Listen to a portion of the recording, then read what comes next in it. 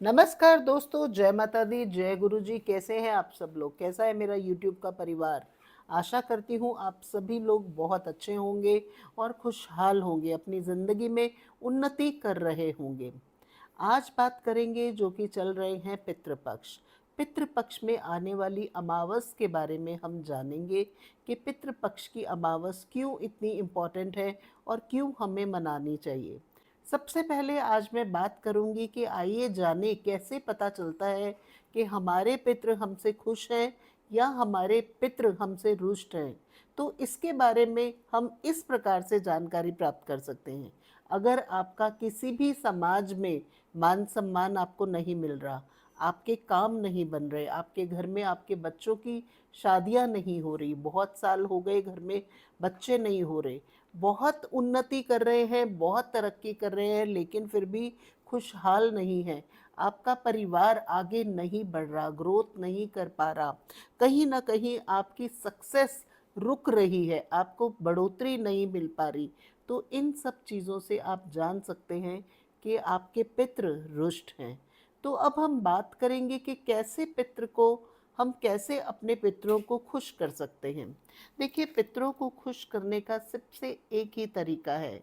जो ये पितृपक्ष चल रहा है, 15 दिन का पूरा होता है। इसमें जो 2 अक्टूबर को अमावस आ रही है, इस अमावस पे आपने करने हैं कुछ मात्र उपाय। इन उपायों को करने से डेफिनेटली आपके पितृ जो हैं वो प्रसन्न होंगे और आपको नज़र आएगा कि आने वाले सालों में आपकी तरक्की भी होने लगी है और आपकी लाइफ की कुछ मुश्किलात जो बहुत लंबे समय से चल रही है उसका भी अंत हुआ है। बच्चे खुशहाल रहेंगे, लाइफ में प्रोग्रेस आनी शुरू होगी, आपके घर में तरक्की होनी शुरू हो जाएगी, पैसे भी सेव होने लगेंगे। इन्हीं बातों से आपको महसूस होगा कि अब हमारे पितृ जो हैं वो खुश हैं। तो देखिए, छोटी छोटी बातें होती हैं जिनका हमें खास ध्यान रखना चाहिए। इस अमावस पे करने वाले कुछ खास उपाय जो मैं आपको बताने जा रही हूँ। सबसे पहले आपने नहा धोकर अपने पूर्वजों की फ़ोटो, चाहे आपकी दादी हैं, सास, ससुर, कोई भी हैं, अपने पूर्वजों की फ़ोटो को आप उतारिए, जहाँ पर आपने लगा रखा है उनको अच्छे से साफ़ कीजिए, उनको एक नया हार पहनाइए, उसके आगे धूप दीप जलाइए। ऐसा करने के बाद आपने थोड़ी देर उनके सामने बैठना है और बैठकर अपने मन में जो भी आपसे गलतियां हुई हैं उनके लिए आपने माफ़ी मांगनी है। देखिए, ये माफ़ी मांगना बहुत ज़रूरी है, क्योंकि कहीं ना कहीं हम सबको पता होता है कि हमने अपने बड़ों को काफ़ी परेशान किया हुआ है, जिसकी वजह से हमारे पितृ हमसे परेशान हैं, हमारे पितृ हमसे रुष्ट हैं और उन्हीं वजह से हमारी ज़िंदगी में कहीं ना कहीं परेशानियां बढ़ रही हैं। उस फोटो के आगे हाथ जोड़कर आंखें बंद करके उनकी याद में कुछ आंसू ज़रूर बहाएं, और वो आंसू आपके दिल से निकलने चाहिए, यानी कि आपके मन में ये महसूस होना चाहिए कि जो गलतियां हमसे हुई वो गलतियां अब दोबारा हमारे से नहीं होंगी। ऐसा आप ज़रूर कीजिए।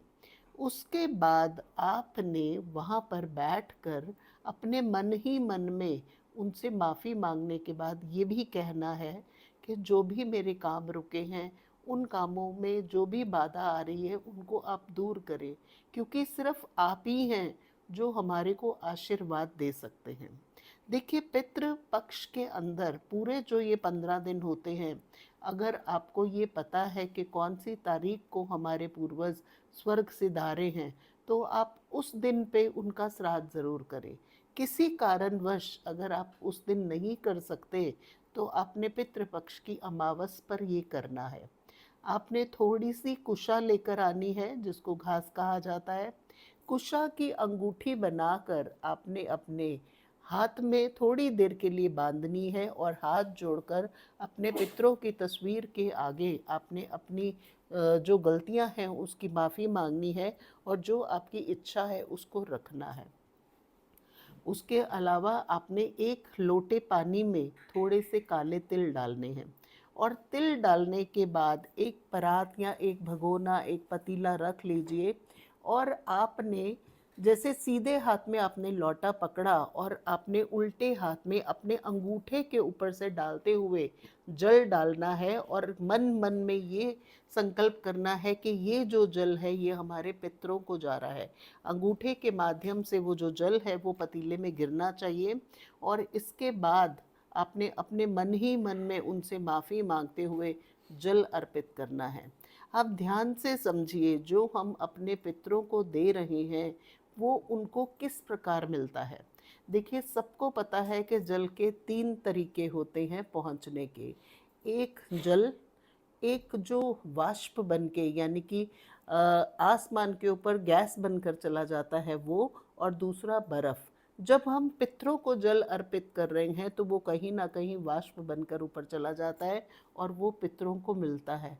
इस प्रकार जब आप जल देते हैं तो वो पितरों के पास जाता है और 15 दिन पूरे पितर इंतज़ार करते हैं कि कौन से बच्चे हमारे हमारे लिए पूजा करते हैं, हमारे लिए आराधना करते हैं और कौन हमें जल अर्पित करता है।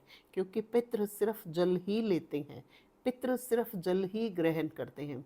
पूरे 15 दिन करें तो बहुत अच्छी बात है, नहीं तो अमावस के दिन आपने ये संकल्प करते हुए अपने पितरों को जल ज़रूर देना है। इससे आपके पितृ शांत होंगे और दोबारा कहूँगी, मन ही मन उनसे माफ़ी ज़रूर मांगे। ऐसा करने से आपके पितृ शांत होंगे, जो पितृ आपके रुष्ट हैं वो भी बिल्कुल ठीक होंगे और आपको आशीर्वाद देकर जाएंगे।